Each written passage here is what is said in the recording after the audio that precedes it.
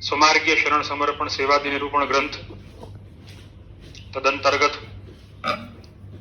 पुष्टि मार्ग के सभी विषयों को शरणाचरण ने इस ग्रंथ में समाहित किया है। आप सभी जानते हैं, इस पर चर्चा काफी समय से अपने सत्संग सत्र में चल रही है। और जिन विषयों का निरूपण आपने किया है, पिछली बार 65वें श्लोक तक विवरण हुआ था, चर्चा हुई थी, सत्संग हुआ था। और जिन 5 विषयों को शरणाचरण ने इन श्लोकों में निरूपित किया है, उनका पुनरावर्तन वापस हम करेंगे। और तदंतर्गत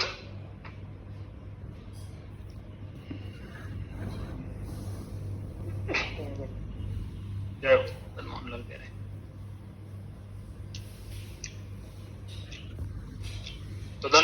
तदंतर्गत जिन विषयों का निरूपण शरणाचरण ने किया है, उनमें पहला सिद्धांत है, दूसरा शरण है, शरणागति का भाव है, तीसरा समर्पण है। समर्पण के पश्चात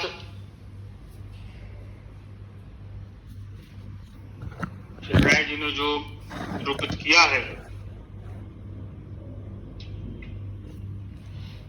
सेवा विधि, सेवा करने का तात्पर्य, स्वरूप का प्रकार, तत्पश्चात गुरु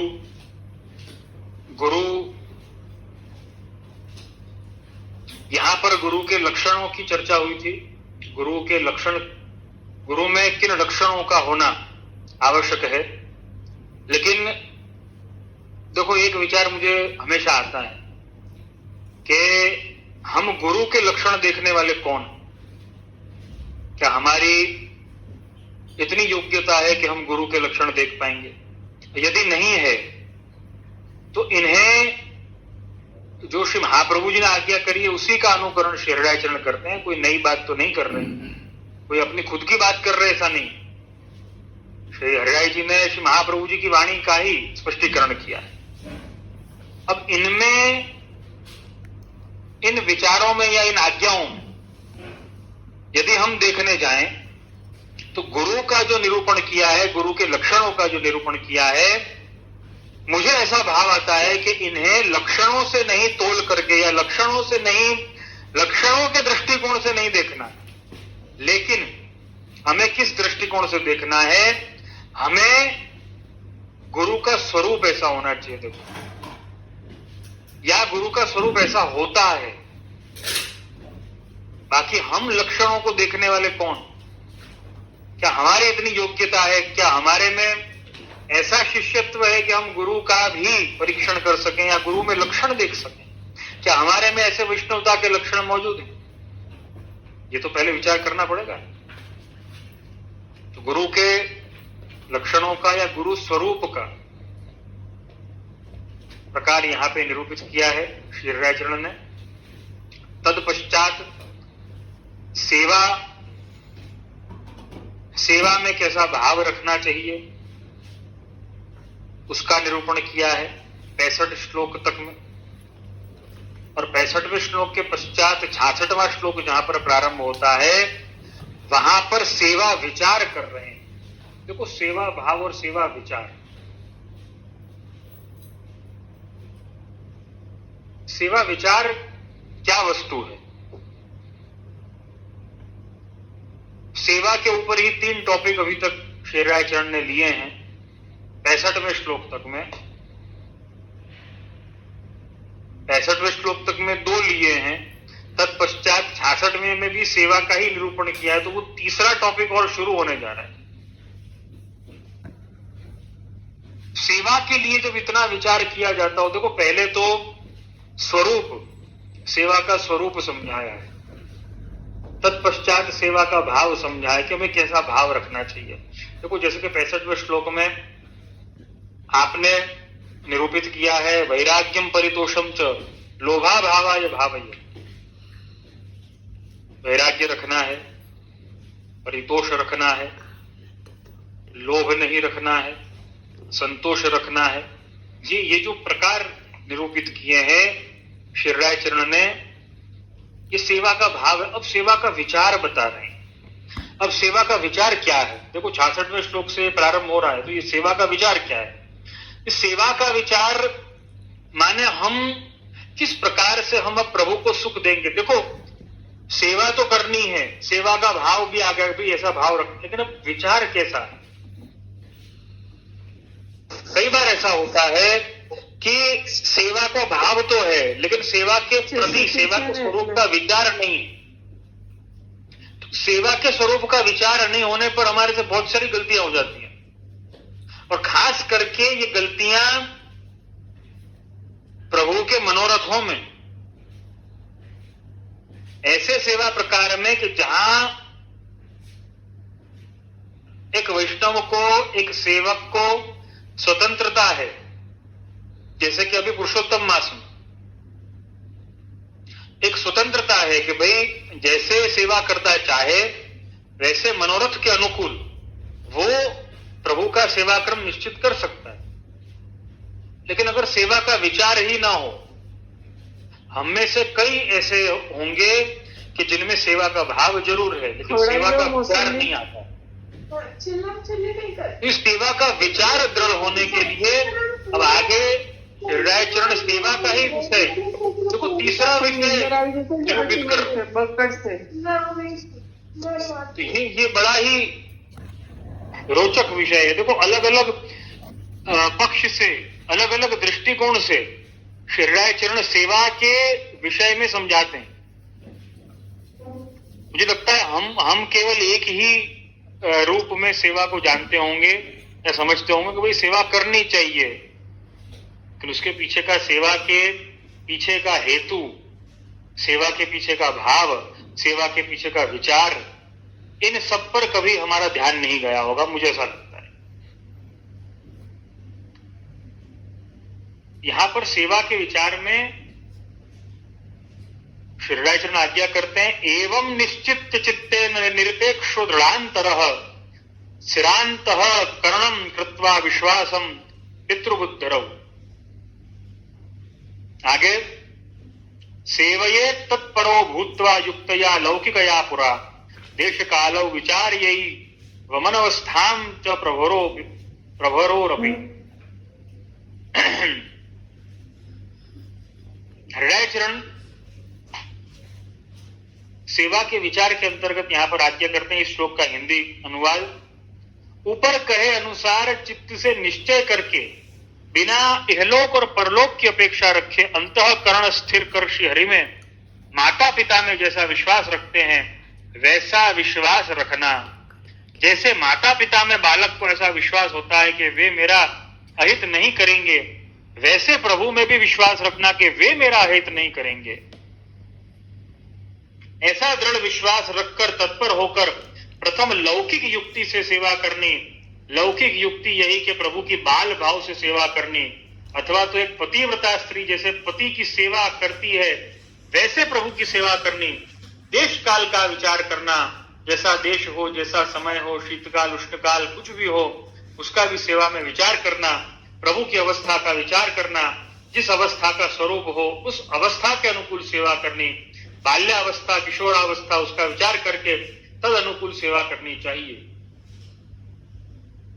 देखो सेवा का विचार मुझे बड़ा ही एक बात मुझे बहुत ही श्री राय चरण की बड़ी प्रिय लगती है। वैसे तो हर बात प्रिय है, लेकिन कुछ पक्ष में जो स्पष्टता मिलती है वो बहुत ही गजब की मिलती है।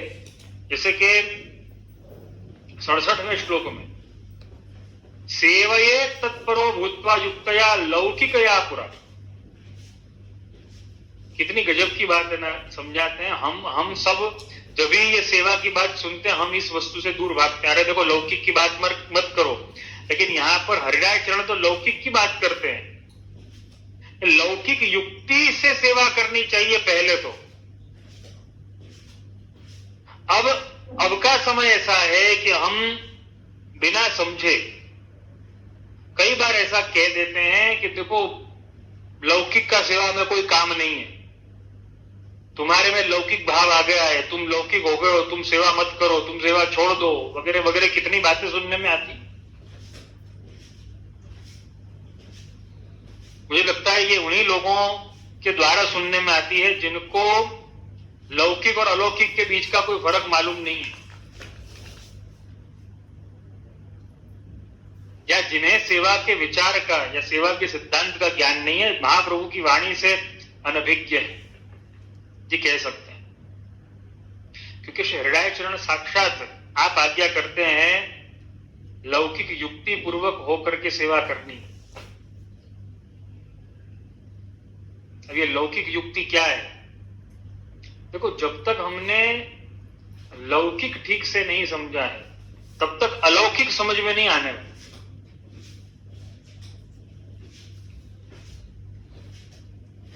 मैं लौकिक और अलौकिक की बड़ी बड़ी व्याख्याओं पे न जाते हुए एक सिंपल सी बात अगर समझें, लौकिक और अलौकिक,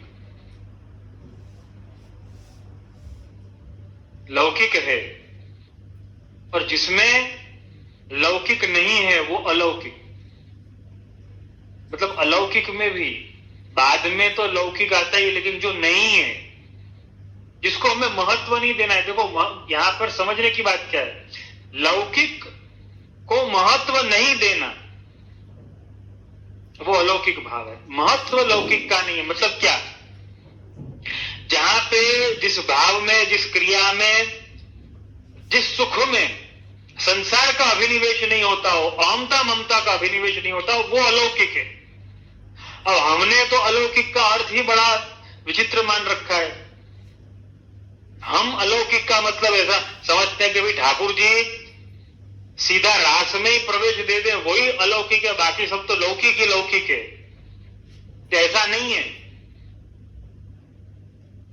बड़ों की आज्ञा अगर समझने जाएं तो इससे स्पष्टता हो जाती है। पहले तो यही आज्ञा करें, लौकिक युक्ति से सेवा करनी चाहिए। देखो मैं नहीं कह रहा हूं, हृदय चरण आज्ञा करते हैं।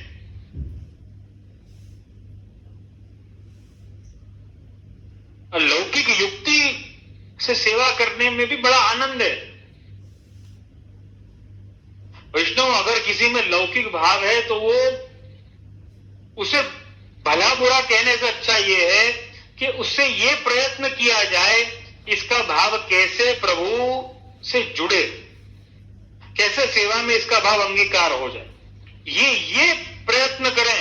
बल्कि हमारी कोशिश हमेशा ये होती कि उसे हमेशा कोसते रहना, अरे तेरा तो लौकिक भाव है, तू तो बड़ा संसार में पड़ा हुआ है। अरे इससे अच्छा ये है कि भाई हम उस संसार को तोड़ना क्यों चाहते हैं? प्रभु ने दिया है ना, तो उसे जोड़ना क्यों नहीं चाहते?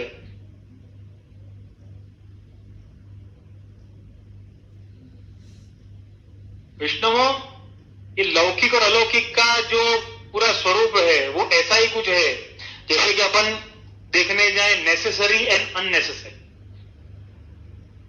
अननेसेसरी जो होता है जीवन में वो समझ में कब आता है? जब आपने नेसेसरी वस्तुओं का उपभोग किया हो। जहां पर नेसेसिटी ही फुलफिल नहीं होती हो वहां पे अननेसेसरी क्या है उसका ज्ञान कैसे होगा? तो जहां पे मेरे कहने का तात्पर्य शायद आप लोग समझ रहे होंगे कि जिसने लौकिक को समझा नहीं है उसे अलौकिक समझ में कैसे आएगा। मेरे कहने का तात्पर्य ये।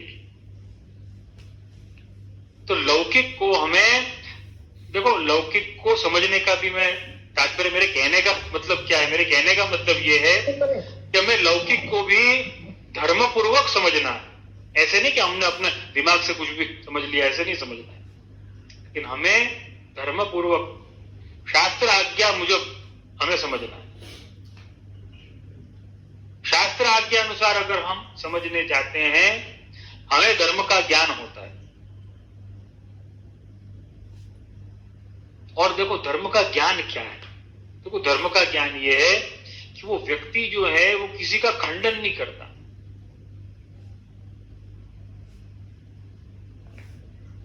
जैसे कि ठाकुर जी, शिशुपाल गाली देता है, ठाकुर जी जवाब नहीं देते। क्यों? क्योंकि प्रभु जानते हैं खैर धर्मी के लिए तो क्या संभव है, लेकिन खाली ये समझने की बात है, प्रभु जानते हैं कि वो अपना धर्म निभा रहा है, उसका धर्म यही है, असुर धर्म है उसका, वो निभा रहा है। देखो एक तो क्या है कि हमें ऐसा लगता है कि हमारा धर्म जो है ना, जो धार्मिक होता है ना, वो सबसे बढ़िया सबसे अच्छा होना चाहिए। अब अच्छे की परिभाषा भी सबके लिए अलग अलग है। असुरत्व भी धर्म है। आप भागवत जी अगर देखने जाएं तो भागवत जी से ये समझ में आएगा कि असुरत्व भी धर्म प्रभु ने तो स्वीकारा ही है।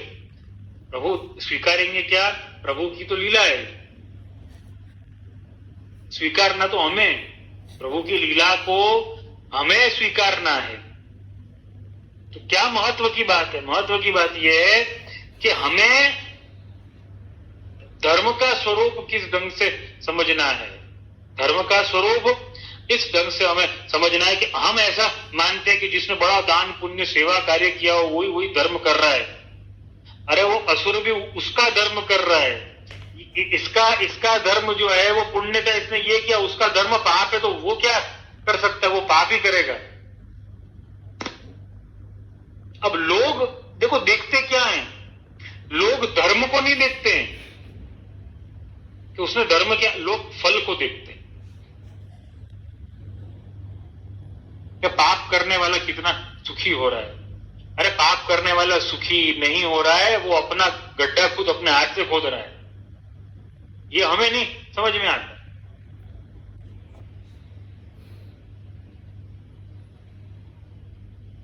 यही समझने की आवश्यकता है विष्णु। तो जो नेसेसरी को नहीं समझता, नेसेसिटी को नहीं समझता, उसे अननेसेसरी क्या है वो समझ में नहीं आने वाला। जो वांटेड क्या है, किस चीज की जरूरत है, उसे नहीं जानता। जरूरी क्या है ये नहीं समझता, उसे ये समझ में नहीं आएगा कि गैर जरूरी क्या है। अब जिसे लौकिक समझ में नहीं आया उसे सीधा अलौकिक में डाल दिया।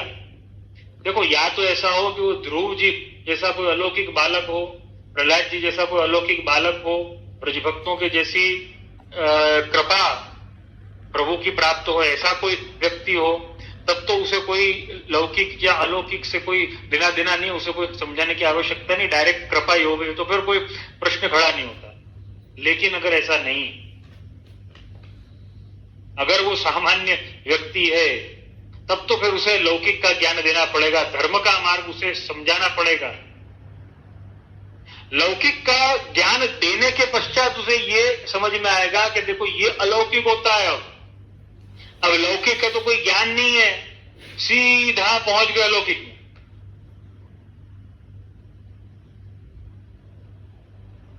तो क्या होगा, व्यक्ति का मन वहां पे नहीं लगेगा, उसका तन तो वहां पे पहुंच गया लेकिन मन वहां पे नहीं लग रहा है। ये सबसे बड़ी तकलीफ होगी। यहां पे देखो हृदय चरण की एक एक खैर एक एक शब्द के ऊपर यहां तो इतने दिव्य विचार प्रस्तुत करे हैं हृदय जी ने कि जिसका कोई अपन विवरण जितना किया जाए उतना कम। लेकिन कुछ बातें ऐसी हैं, कुछ बिंदु हैं, कुछ पॉइंट्स ऐसे हैं कि जिन पर विचार करना बहुत जरूरी हो जाता है सबके लिए। ऐसा ही ये एक पॉइंट है, लौकिक युक्ति, सेवा में लौकिक युक्ति रखनी। और ये लौकिक युक्ति का अर्थ यही है,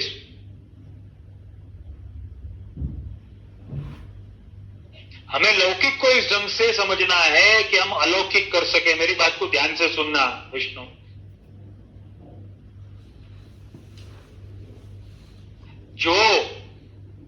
जिसने कभी पिता के भाव को नहीं समझा है, माता के भाव को नहीं समझा है, पुत्र के भाव को नहीं समझा है, पुत्री के भाव को नहीं समझा है, बहन के भाव को नहीं समझा है, भाई के भाव को नहीं समझा है, पत्नी के भाव को नहीं समझा है, पति के भाव को नहीं समझा है, सेवक के भाव को नहीं समझा है, स्वामी के भाव को नहीं समझा है, उसे कभी अलौकिक समझ नहीं आएगा, उसे सेवा कभी समझ में नहीं आने वाली है। आप विचार करो वो सर्वात्म भाव कहां से लाएगा, उसे पता ही नहीं है। हाँ, या तो उसके ऊपर कृपा ऐसी अलौकिक हो जाए, प्रहलाद जी के ऊपर जैसे हुई वैसी अलौकिक कृपा हो जाए, ध्रुव जी के ऊपर जैसी हुई वैसी हो जाए, ब्रजभक्तों के ऊपर हुई वैसी हो जाए तो अलग बात है।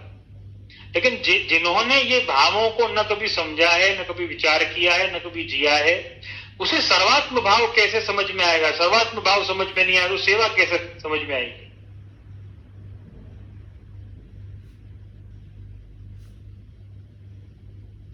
प्रभु ने एवं श्री महाप्रभु जी ने कभी किसी मर्यादा का खंडन नहीं किया है, कभी किसी व्यक्ति का खंडन नहीं किया है, हमेशा मंडन किया है। सकल मर्याद मंडन प्रभु अवतरे।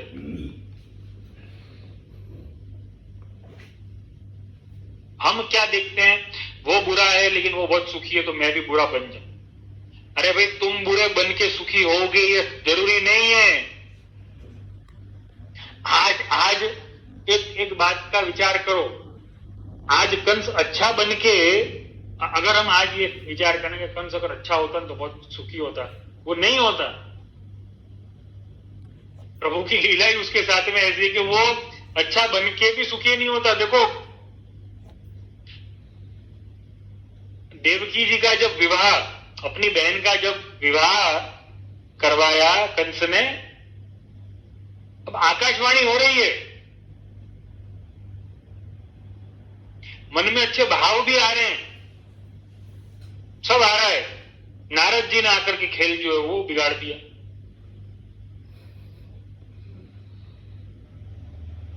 अब नारद जी ने खेल बिगाड़ा, देखो ये लौकिक शब्द जो है वो बता रहा हूं आप सबको, लेकिन नारद जी ने तो प्रभु की आज्ञा, प्रभु की लीला का, प्रभु इच्छा का अनुकरण किया है, उन्होंने और कुछ नहीं किया।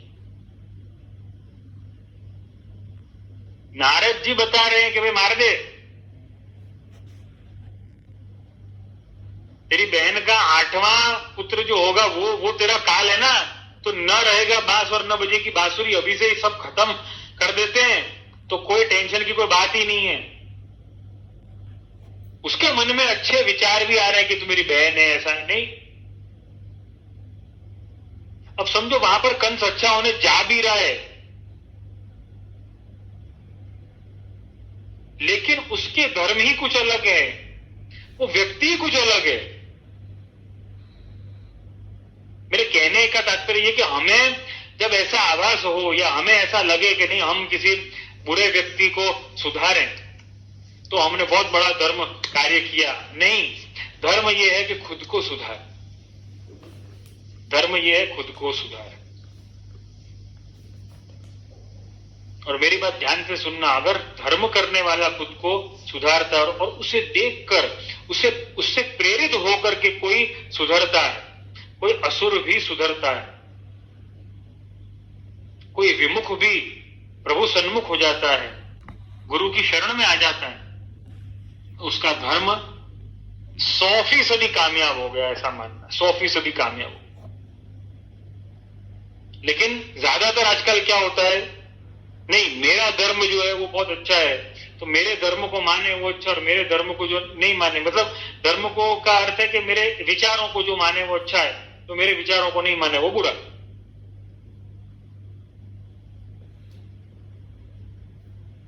तो वैष्णव पहले तो लौकिक युक्ति से सेवा करनी है। हृदयाचरण आप आज्ञा करते हैं, देखो सेवा का विचार कैसा होना चाहिए। पहले तो सेवा प्रारंभ करने के पहले हृदयाचरण आज्ञा करते हैं, एवं निश्चित चित्तेन निरपेक्ष दृढ़ांतर। देखो ऊपर जो 65 श्लोकों में विवरण हुआ है उन सभी बाबतों को समझ करके, विष्णु मैं हमेशा सभी को यह बात समझाता हूं, सभी विष्णुओं को यह बात कहता हूं, सेवा प्रारंभ करने से पहले कुछ समय दें, कुछ मेहनत करें। मेहनत का अर्थ क्या है? मेहनत का अर्थ मेरे कहने का तात्पर्य यह है कि हमें कुछ समय देना चाहिए सेवा के प्रति, सेवा के भाव के प्रति, प्रभु के स्वरूप के प्रति, सेवा के स्वरूप के प्रति। उन्हें समझने के लिए, उसकी पूर्व तैयारियों के लिए हमें यह समझना तो चाहिए कि पूर्व तैयारियां क्या क्या होती हैं। हमें अपना माइंड मेकअप करना है या क्या, कैसे, किन भावों का हमें, किन भावों से हमें युक्त होना है, किन विचारों से हमें युक्त होना है, हमारे में किस वस्तु की कमी है, क्या वस्तु हमारे अंदर नहीं है जिनका संपादन करना आवश्यक है, हम कोशिश कर सकते हैं। मैं ऐसा नहीं कह रहा हूं कि हमें 100% तैयार होकर के ही हमें सेवा करनी है। 100% तो कौन तैयार हो सकता है? जो प्रभु जिन पर कृपा कर लें, साक्षात ब्रजभक्त की तरह ब्रज में जैसे प्रभु पधारे ऐसे पधारे, तब 100% कोई सिद्ध हो जाएगा, तब अन्यथा तो नहीं हो पाएगा। तो व्रजभक्तों का भाव, अगर व्रजभक्तों के जैसा भाव, व्रजभक्त तो बनना प्रभु की कृपा की बात है, लेकिन व्रजभक्तों के जैसा कुछ आसपास का भी भाव लाना है, उसके पीछे कुछ मेहनत तो करनी पड़ेगी ना, कुछ समय देना पड़ेगा। यहां पर हर व्यक्ति कहता है कि तुम्हारे में भाव नहीं है, भक्ति भाव नहीं, भाई कैसे आएगा, वो क्यों नहीं है ना, समझाते हो। कई लोगों ने 2 या 3 उपाय ढूंढ के रखे हुए हैं। पहला उपाय ये कि भाई एक काम करो, पाठ करो। पहला उपाय ये कि पाठ करो। तुमको क्या हो रहा है, सेवा में चित्त नहीं लग रहा है, यमुनाष्टक का पाठ करो, सर्वोत्तम जी का पाठ करो, नवरत्न का पाठ करो, कृष्णाष्टक का पाठ करो, वगैरह वगैरह कई प्रकार के पाठ करना बुरी बात नहीं है, देखो मैं उसका विरोध नहीं कर रहा हूं, लेकिन जिन ग्रंथ के पाठ वो कर रहे हैं उसका मतलब अगर उन्हें मालूम हो तो चित्त कैसे उसमें लग सकता है। दूसरा ये है कि बहुत हो तो उनको समझा देते, काम करो, सेवा करो। इस सेवा के पीछे का विचार तो देना पड़ेगा ना, सेवा के पीछे का विचार क्या है? सेवा वो अपने आप करेंगे, सेवा जैसे प्रभु उनको प्रेरणा करेंगे वैसे वो सेवा करें। हमें सेवा का विचार देना, हमें सेवा का और उनके खुद के सेवकत्व का बोध देना है, हमें इतना करना है। देखो हमने बोध नहीं दिया है, हम भाव देने का प्रयत्न करते हैं, इनमें ये भाव आना चाहिए, मेरे में ऐसा भाव है ना, बहुत अच्छा भाव है, इनमें भी ऐसा ही भाव है। अरे ऐसा भाव नहीं आता है, आप बोध दो ना। भाव देने का प्रयत्न क्यों करते हैं? हमें बोध दें, फिर प्रभु की जैसी प्रेरणा हो ऐसा भाव उनको निश्चित तौर पर आएगा। देखो अगर बोध ले लिया है तो भाव तो आना है, अगर वो बोध सही हुआ तो स्वभाव छूट करके और भाव अपने आप आएगा। लेकिन अगर बोध ही नहीं हुआ और भाव देने का प्रयत्न किया तो वो भाव जो है स्वभाव में अभाव में परिवर्तित होने में देर नहीं लगती। हमें बोध देना है विष्णु, ये बात हमेशा ध्यान में रखें। और बड़ा ही सुंदर प्रकार श्रीराज चरण जैसे आज्ञा करते हैं कि सेवा का विचार ऐसा कितना दृढ़ होना चाहिए। देखो पहले ही सेवा विचार का प्रारंभ यहां पर किया 66वें श्लोक से, और वहीं पर हृदय जन आज्ञा करते हैं कि हमें कोई प्रकार की कामना रखे बिना हमें अंतःकरण स्थित श्री हरि में कैसा भाव रखना है, कैसा विश्वास रखना है, जैसा माता पिता में रखते हैं, जैसे एक बालक कैसा माता पिता में विश्वास रखता है।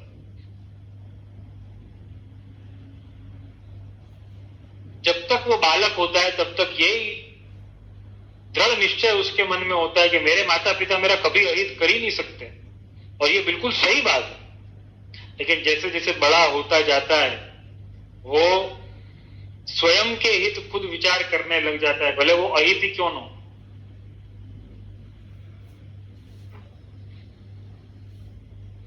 वो स्वयं के हितों का खुद विचार करने लगता है, धर्म का मार्ग छोड़ देता है, अपने स्वार्थ का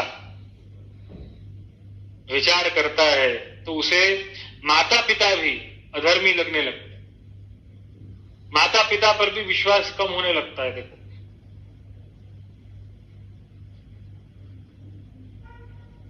यहां पर कितनी सुंदर बात कही कि हमें कैसा भाव रखना है प्रभु के प्रति, जैसा बालक माता पिता के प्रति रखता है ऐसा भाव हमें रखना है। एक छोटा बच्चा कभी उसे शंका नहीं, कभी उसे कोई संशय नहीं कि प्रभु मेरा हित करेंगे अहित करेंगे, माता पिता मेरा हित करेंगे अहित करेंगे। बालक को नहीं होता है ना, ऐसे ही भक्त को नहीं होना चाहिए। ऐसा विश्वास संपादित करना है। उसके लिए क्या करना है? 65 श्लोक को समझना है। देखो पहले उसे जीवन में उतारना।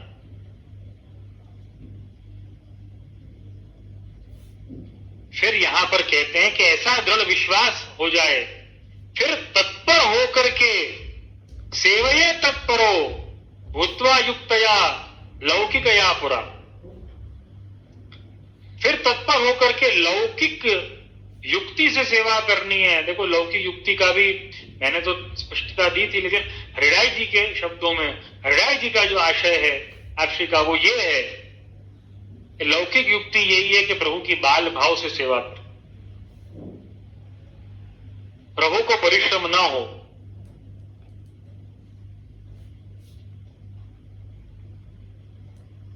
जैसे शिक्षा पत्र में आज्ञा करते हैं ना कि बालक जैसो प्रेम, बालक जैसो प्रेम और राजा जैसो भय राख।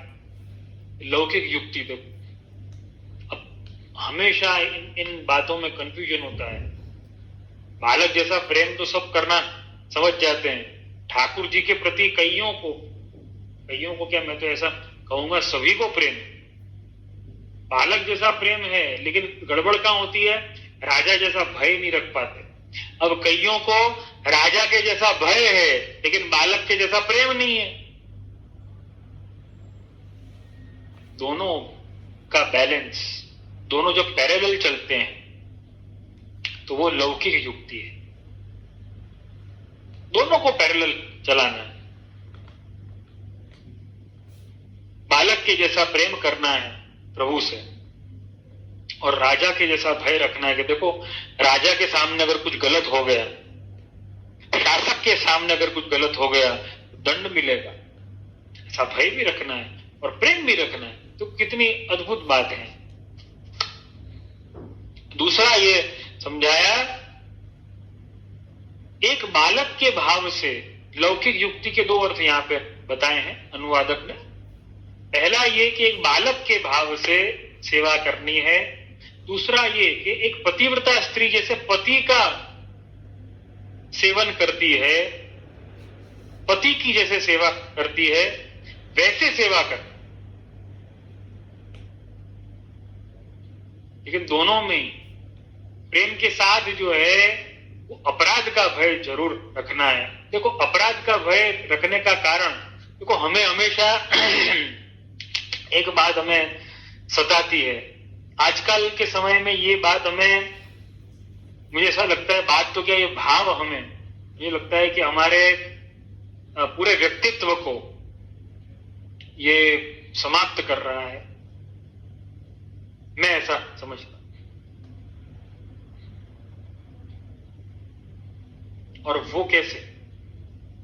वो भाव क्या है? वो भाव है कि भाई भय नहीं रखना, सभी से दोस्ती का भाव रखना, सभी से मित्रता का भाव। विष्णु यहां तक के हम प्रभु भी ऐसा चुनना चाहते हैं जिसमें मैत्री भाव बहुत हो। हम गुरु भी ऐसे चुनने चाहते हैं कि जिनसे हमारी मित्रता हो। मुझे आप बताना कि हमने हमारे गुरु को किस ढंग से, राजा के सामने अपराध का भय थोड़ा और स्पष्ट कीजिए। किसी श्रोता ने ये स्पष्टीकरण की बात कही है, मैं वही समझा रहा हूं। अभी वही समझाने का मेरा प्रयत्न है कि राजा के जैसा भय जो रखने की बात हो रही है वो कैसे रहेगा। देखो प्रेम और भय दोनों साथ में कैसे चल सकते हैं, पैरेलली। क्योंकि हमने ऐसा सुना है कि प्रेम जो है वो तो अभय पद का दान करता है। और प्रेम करने वाला तो क्या होता है आजकल, देखो आजकल की ये विचारधारा है, इजी रहना चाहिए, इजी गोइंग होना चाहिए। अपना जो आदमी हो, अपना जो प्रेमी हो, उसके साथ में क्या एकदम इजी गोइंग होना चाहिए, एकदम फ्रेंडशिप होनी चाहिए। उससे खुले दिल से हम बात कर, खुले दिल से बात करनी। तो फिर भय की बात कहां से? वैष्णव, ये वाला जो भाव है ये हमें जीवन को जीने में और जीवन को समझने में बहुत आड़े आ रहा है, बहुत ही अपन कहने एक बैरियर बन गया है, और वो है मित्रता का भाव। हर एक जन से मित्रता का भाव रखना।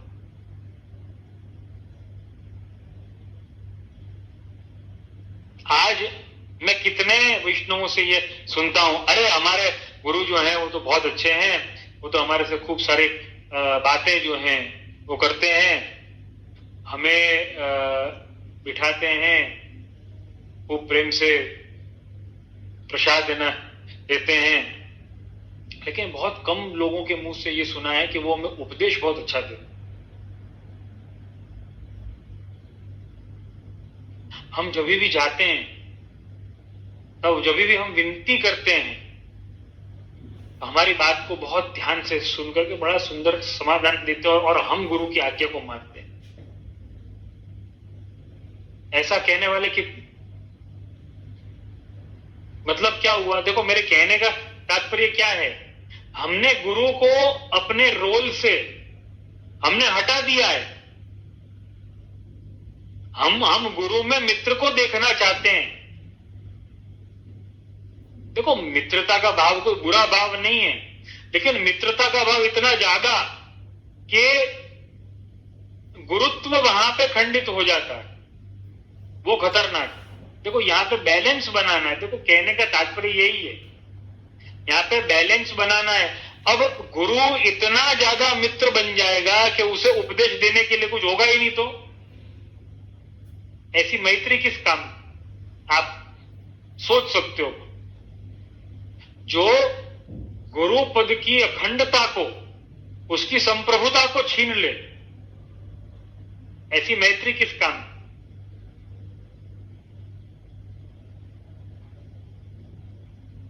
प्रभु से इतनी ज्यादा मैत्री कर ली कि अपने प्रभु में कुछ सामर्थ्य, यही भूल गए। कई लोग ऐसे होते हैं, कई वैष्णवों को मैंने ऐसा देखा है, अपने बच्चों को और अपने परिवार वालों को हमेशा ये समझाते रहे कि देखो, ये अपना घर में विराजमान अपना लालन है, घर में विराजमान अपने बालकृष्ण जी हैं, और ये बहुत छोटे हैं, इन्हें श्रम नहीं देना है। अब वो बच्चा और वो परिवार वाले ये भूल गए कि ये ठाकुर जी भी।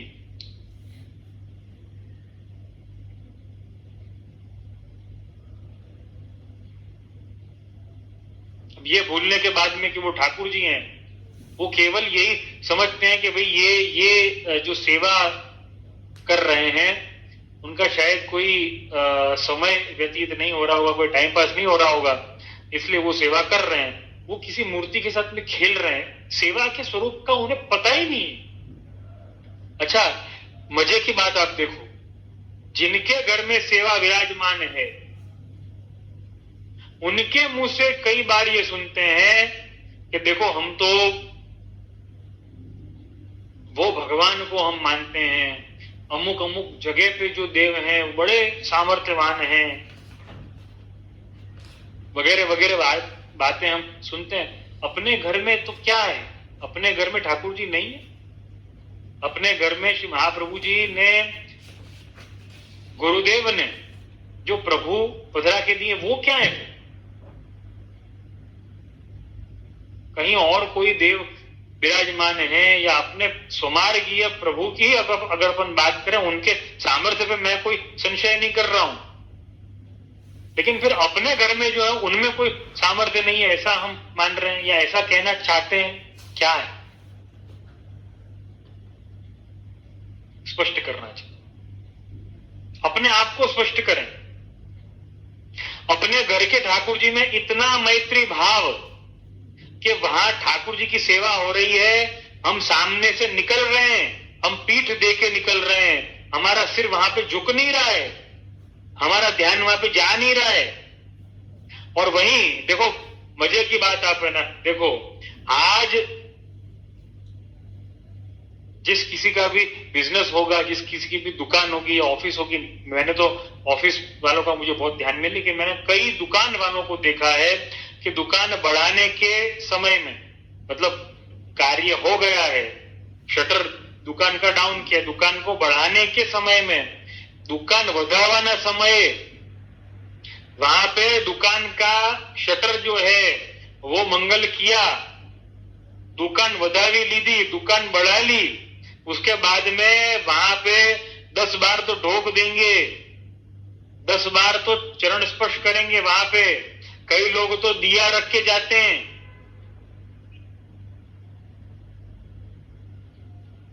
दुकान के लिए इतना भाव,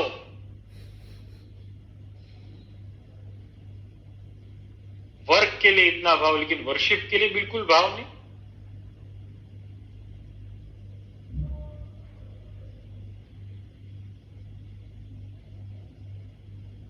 अभी पिछले ही वर्ष मेरे जन्मदिन पे हमने बड़ी रोचक एक नाटिका करी थी। हमारे अपने सब सप्तम ग्रह के सब निष्ठावान सब वैष्णवों ने मैंने उसकी स्क्रिप्ट और सब लिखा था।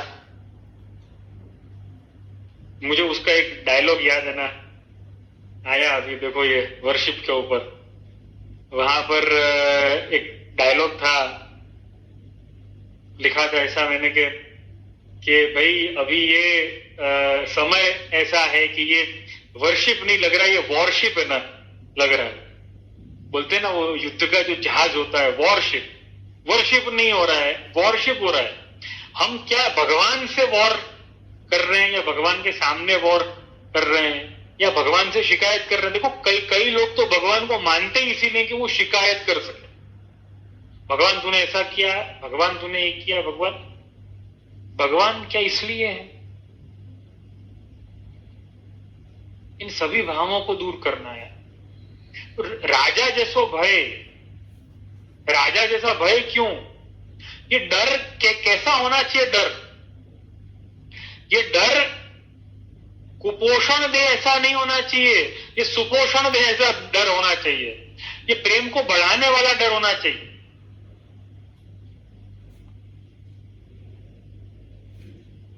देखो प्रेम को बढ़ाने वाला डर वो कैसा होता है?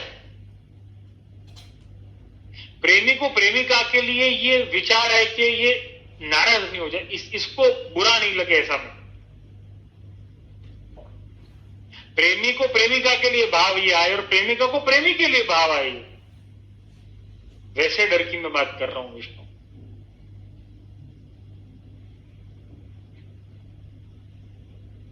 जो भय रस उत्पन्न करे उस भय की मैं बात कर रहा हूं, इससे हम भयभीत हो जाएं। वो आसुरी भय की मैं बात नहीं कर रहा हूं। जो भय रस उत्पन्न करे ऐसा भय रखना है। प्रभु से कैसा भय रखना है, कैसा डर रखना है? राजा सो डर, मतलब अरे प्रभु को परिश्रम न पड़ जाए। ऐसा लगेगा देखो मैं सेवा कर रहा हूं और उसमें प्रभु को कुछ श्रम पड़ जाए, कहां आनंद नहीं आएगा। ये अद्भुत भाव से, ऐसी तत्परता से, देखो ये कब होगा? जब तत्परता होगी। सेवये तत्परो भूत्वा युक्तया लौकिक यापुर, ये तत्परता से होगा। हमें ऐसा लगता है अरे भाई हमसे तो बहुत गलतियां होती हैं, जीव तो स्वभाव से ही दुष्ट है, इससे तो गलतियां होती रहती हैं। ऐसा बोल बोल के हम कभी गलतियों से ऊपर ही नहीं आते।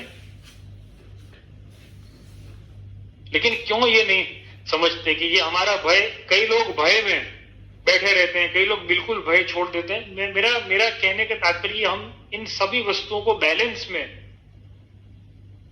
चलाना है, इन सभी वस्तुओं का बैलेंस बना करके हमें चलना है। देखो विष्णु ये बात ध्यान में रखना, इन सभी वस्तुओं का बैलेंस बनाकर हमें चलना है।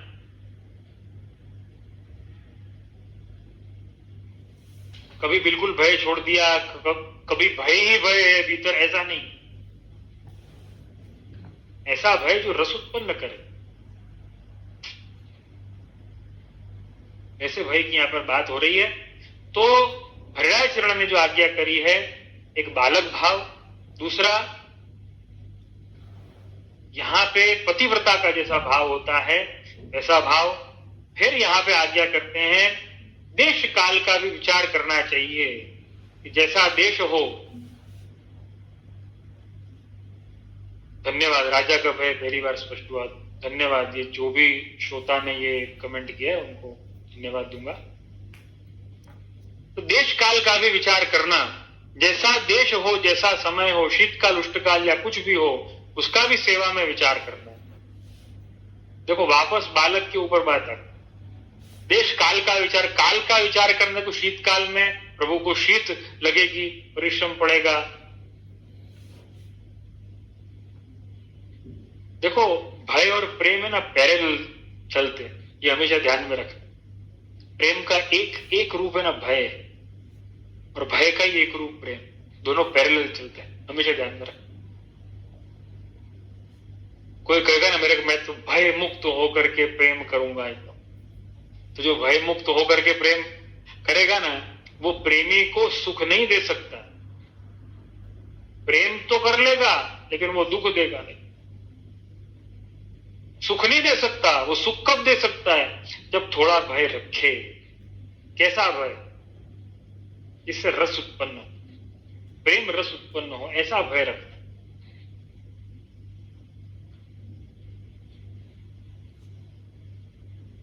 यहां पर देश काल का विचार करने की आज्ञा श्री हृदयाचरण करते हैं। देश कालौ विचार यही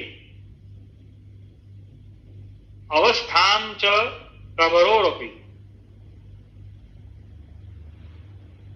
देश काल का विचार करना। देखो सेवा के स्वरूप की कितनी सुंदर स्पष्टता दी है वैष्णवों। ये एक एक शब्द जो है हृदयाचरण के, वो मुक्ता के समान है, मोतियों के समान है। इन्हें संजो करके रखना चाहिए।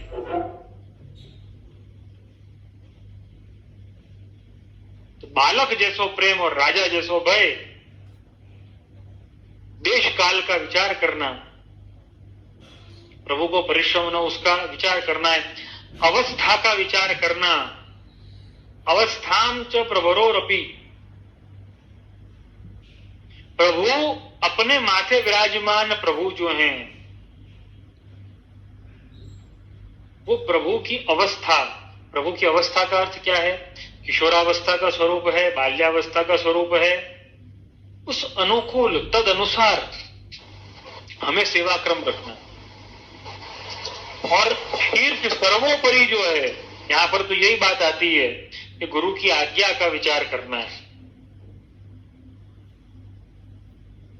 गुरु की जैसी आज्ञा हो, सेवा करते गुरु और आज्ञा, तो गुरु की जैसी आज्ञा हो वैसा विचार रख करके, वैसा भाव रख करके और तद अनुकूल सेवा करना।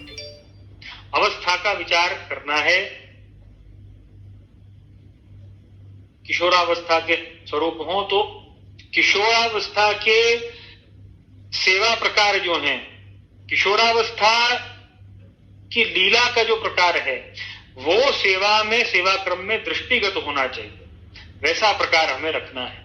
जैसे कि अपने सप्तमेश महाप्रभु के घर में श्री मदन मोहन जी किशोरावस्था के स्वरूप हैं, तो वर्ष में केवल 5 दिन पलना झूलते हैं।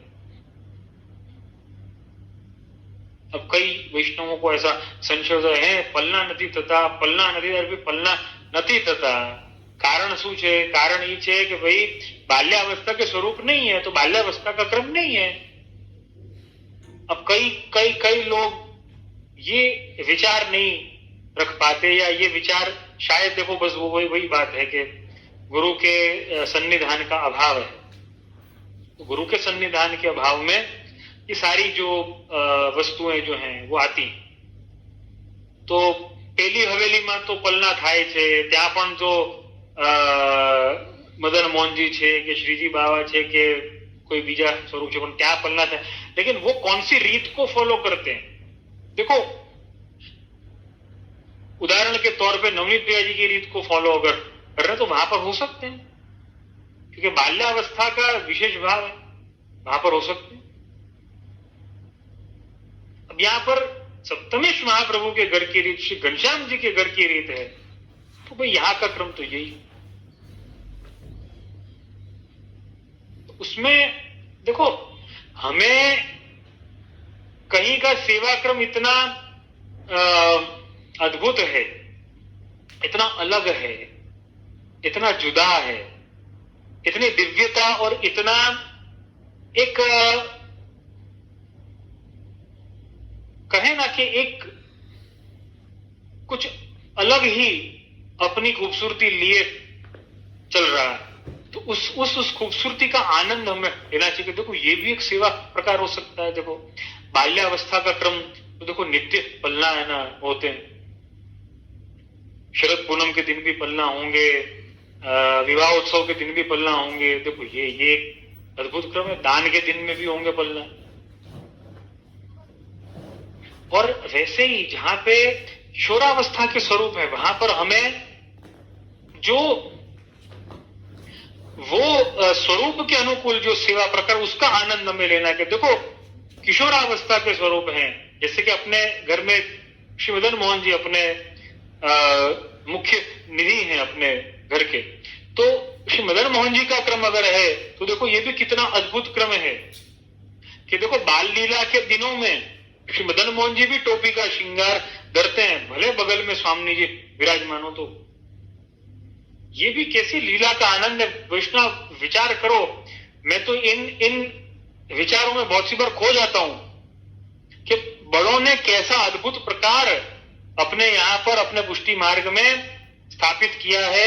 श्री मदन मोहन जी विराजमान है, बाल लीला के दिन चल रहे हैं। आपने कभी दर्शन किए? जिन्होंने भी दर्शन किए होंगे उनको जरूर याद होगा, मुझे लगता है। श्री मदन मोहन जी जन्माष्टमी के पश्चात 5 दिन, नौमी से लेकर 13 तक पलना झूलते हैं ग्वाल के समय। तदंतर्गत 2 बार टोपी के श्रृंगार है, एक फिरोजा की टोपी है, दूसरी हीरा की टोपी है। दो टोपी के श्रृंगार में जगुली टोपी का श्रृंगार धरते हैं। आपने गुजराती में क्या ना जगला टोपा, तो जगली टोपी का श्रृंगार धरते हैं स्वामी जी, लेकिन विराजमान है बगल में, लेकिन तो भी पलना झूल रहे हैं।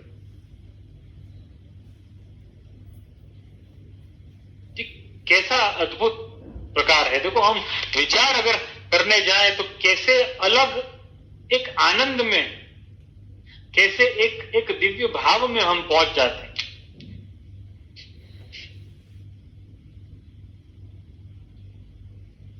वो कीर्तन में है ना, प्रिय नवनीत पालने झूले श्री विठ्ठल नाथ झुलावे हो, उसमें ना गुप्त महारस प्रगट जनावे प्रीति नहीं उपजावे हो। तो ये गुप्त महारस प्रगट कर रहे हैं यहां पे इतने अद्भुत दर्शन दे करके। देखो किशोरावस्था के स्वरूप है, लेकिन टोपी धरी हुई और स्वामी जी और विराज बगल, ये और आनंद है उसमें। देखो वैसे ही अगर बाल्यावस्था के स्वरूप में मतलब लालन है, मुकुट का श्रृंगार धर रहे हैं, सेहरा का श्रृंगार धर रहे हैं, पलना भी झूल रहे हैं और शाम को रास भी कर रहे हैं। घुटरू वन चलत सुहावने लाल पग नूपुर को नाद। अभी तो घुटरू वन चल रहे हैं, अभी ठीक से चलना नहीं जानते हैं, अभी तो रेंग रहे हैं, रिंगण लीला हो रही है। लेकिन भाई रास के समय में तो वल्लवी वृंद मध्यस्थम कदम्ब तरु मूलगम, वहां पे तो गोपी जनों के मध्य में विराजमान है, तो राज कर रहे हैं लालन होते हुए भी। देखो यही तो आनंद है। अपने प्रभु को कभी भी ऐसा नहीं मानना कि उनकी सामर्थ्य सीमित है, सीमित असीमित सामर्थ्य है। भाई लालन होते हुए भी रास कर सकते हैं, पलना झूल सकते हैं, तो रास भी है ना कर सकते हैं, और गोवर्धन भी धारण कर सकते हैं। ऐसे ही किशोरावस्था के स्वरूप हैं श्री मदन मोहन जी हैं, तो वे भी पलना भी झूल सकते हैं और बाल लीला भी कर सकते हैं, सब कर सकते हैं। सामर्थ्य ही ऐसी है। सर्व सामर्थ्य सहित सर्वत्रैवाखिलार्थ शरणस्थ समुद्धारम, ये स्वरूप ही आपका ऐसा। और यही सर्वात्म भाव ये कि हमारा भाव जो है वो नए नए पहलुओं का आनंद ले। क्यों हम एक भाव को जोड़ें? सर्वात्म भाव की बात क्यों आती है? हम एक भाव से सेवा नहीं करते विष्णु, हम सर्वात्म भाव से सेवा करते हैं। देखो, बाल भाव भी है, किशोर भाव भी है, दास भाव भी है, सेवक भाव भी है। देखो, कई भाव जुड़े हुए हैं इसके साथ। यही आनंद है कृष्ण। तो आज का क्रम अपन यहां तक लेंगे। अब जितना समय है उसमें जो अपने सवाल हैं, एक बड़ा ही रोचक सवाल प्रस्तुत किया है अपने श्रोता है चेतन भाई गांधी ने। 48वां प्रश्न है, लेकिन मुझे लगता है कि ये सवाल इतना रोचक है, मुझे बड़ा ही अच्छा लगा है। उन्होंने प्रश्न किया है कि उन्होंने बड़ा ही अच्छा एक स्टैटिस्टिकल डेटा एक प्रस्तुत किया है। 48वें प्रश्न में हिंदुइज्म का रक्षण कैसे किया जाए, तो उनका बड़ा ही रोचक ये प्रश्न है। लेकिन अभी समय कम होने के कारण मैं इसका प्रति उत्तर नहीं दे पा रहा हूं। मुझे लगता है ये प्रश्न के लिए एक अलग सत्र जो है रखा जाना चाहिए, क्योंकि बहुत ही विविधतापूर्ण और बहुत ही रोचक और बहुत ही बृहद इसका विवरण होगा, मैं ऐसा समझता हूं। यद्यपि मेरी कोशिश ये होगी कि संक्षेप में समझा सकूं। तो एक प्रश्न है आपके एफसीसी सत्संग व्हाट्सएप ग्रुप की सूची में। ईशा बेन नडियाद में जो निवास करती हैं, उन्होंने प्रश्न किया है 27वां प्रश्न है 27th। उन्होंने प्रश्न किया है कि गुजराती में पूछती है, જેવી રીતે શ્રીનાથજીને માખણ ભાવે એવી રીતે યમુનાજીને અને મહાપ્રભુજીને પ્રિય વાનગી કઈ? શ્રીનાથજીને માખણ ભાવે तो यमुना जी ने शू भावे? श्रीनाथ जी को माखन प्रिय है तो यमुना जी को क्या प्रिय है? यमुना जी को श्रीजी बाबा का अधरामृत प्रिय है। तो श्रीजी बाबा आरोगते हैं और अधरामृत के रूप में यमुना जी को देते हैं, वो यमुना जी को बहुत प्रिय है। और इन्होंने बड़ा ही सुंदर प्रश्न किया, महाप्रभु जी ने प्रिय वानगी, बहुत ही अच्छा प्रश्न है ये। तो महाप्रभु जी ने प्रिय वानगी ही जो प्रिया और प्रीतम, मतलब श्री जी एवं श्री यमुना जी, प्रभु एवं स्वामिनी जी जो अरोगे, उभय युगल जो अरोगे, वो उभय युगल का अधरामृत श्री महाप्रभु जी को प्रिय।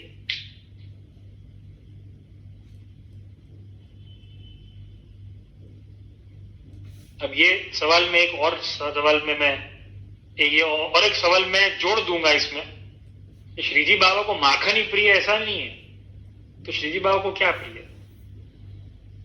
आप पद्मा रावल की वार्ता में आप देखोगे, पद्मा रावल में 84 वैष्णव की वार्ता में आता है पद्मा रावल की वार्ता। पद्मा रावल ने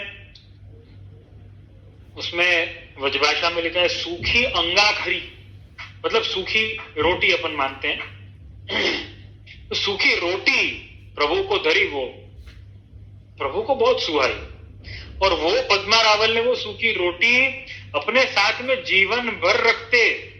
कभी बाहरगाम, कभी परदेश जाने का कोई समय आए तो उस रोटी में से पहले एक टूक प्रभु का अधरामृत मान करके और पहले वो मुख में डाल करके वो अधरामृत देने के बाद कुछ और ले, क्योंकि प्रभु को आनंद हो।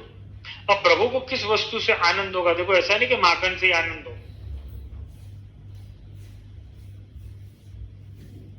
माखन से तो आनंद है ही, लेकिन भक्त भावित प्रभु हैं, भक्त वत्सल भगवान हैं, तो भगवान को उस वस्तु में आनंद होता है, तो भक्त उसके सर्वात्म भाव से प्रभु को अंगीकार करवाता है, उस वस्तु से आनंद होता है। तो श्रीजी बाबा ने शू भावे? श्रीजी बाबा ने तो भक्तनो भाव प्रिय छे। श्रीजी बाबा को तो भक्त का भाव प्रिय है, भक्त में कैसा भाव है वो श्रीजी बाबा को प्रिय है। विष्णु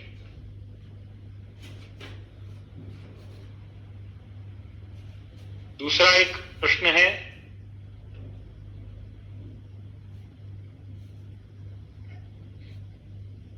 13वां प्रश्न है, हर्ष भाई का ये प्रश्न है। उन्होंने प्रश्न किया है, गिरिराज जी की सेवा करवा जाइए તો પેલા માલાજી ધરાવાય કે પછી દૂધનો ભોગ ધરાવે? ये थोड़ा मुझे कंफ्यूजिंग प्रश्न थोड़ा लग रहा है कि दूधनो भोग, क्योंकि मालाजी धराने के पहले श्री गिरिराज जी के पूजन का प्रकार है। देखो, मालाजी धराना ये गिरिराज जी के पूजन का एक अंग है, और पूजन में सबसे पहले तो दूध से स्नान होते हैं। अब अगर ये दूध से स्नान का क्रम आप पूछ रहे हो तो पहले दूध से स्नान होने चाहिए, फिर जल से होने चाहिए, फिर कुमकुम आदि से तिलक वगैरह करके, फिर वस्त्र आदि धोती उपरना वगैरह धरा करके, और फिर पुष्पमाला धराई जाती है, और तत्पश्चात भोग आता है। उसमें दूध का भोग आ सकता है, दूध की सामग्रियों का भोग आ सकता है, जो आपको प्रभु प्रेरणा करें, जैसी आपकी अनुकूलता हो, सामर्थ्य हो, वैसे आप भोग धर सकते हैं श्री गिरिराज जी को। लेकिन दूध का भोग अगर बात अगर है भोग धरने की, तो वो पहले पूजन होता है, तत्पश्चात भोग आता है। लेकिन अगर पूजन के लिए दूध आ रहा है, दुग्ध स्नान हो रहे हैं, तो वो तो माला जी धराने के पहले आएगा। फिर तत्पश्चात दूध से स्नान करवा करके, जल से स्नान करवा करके, अंगवस्त्र और धोती उपरना वस्त्र आदि, कुमकुम से तिलक अक्षत वगैरह, और फिर पुष्पमाला धराई जाती है। ये पूरा क्रम है, अत्तर समर्पण इत्यादि वो पूरा क्रम है। उसी क्रम को फॉलो करते हुए और आगे बढ़ा जा सकता है। तो इसी के साथ में आज के सत्संग सत्र को यहाँ पर विराम देंगे, और यही शुभकामनाएं दूंगा पुरुषोत्तम मास में कि आप सभी अपने प्रभु को लाड लड़ाएं और खूब खूब आनंद से, आनंद स्वरूप अपने प्रभु की सेवा पहुंचे हैं। आप सभी के फीडबैक, सुझाव, शिकायतें और प्रश्न हमेशा स्वागत योग्य और मेरे मनोबल को बढ़ाने वाले हैं। आश्रय के पद का गान करेंगे और विराम करेंगे। दृढ़ चरण केरो भरोसो, दृढ़ चरण केरो, श्री वल्लभ नख चंद्र छटा बिन, सब जग माज अंधेरो भरोसो, दृढ़ चरण केरो। साधन और नहीं आकली में, जासु हो ये निवेरो, सूर कहाँ कहे द्विविध आंधड़ो, बिना मोल को चेरो भरोसो, दृढ़ चरण केरो, दृढ़ चरण केरो भरोसो, दृढ़ चरण केरो।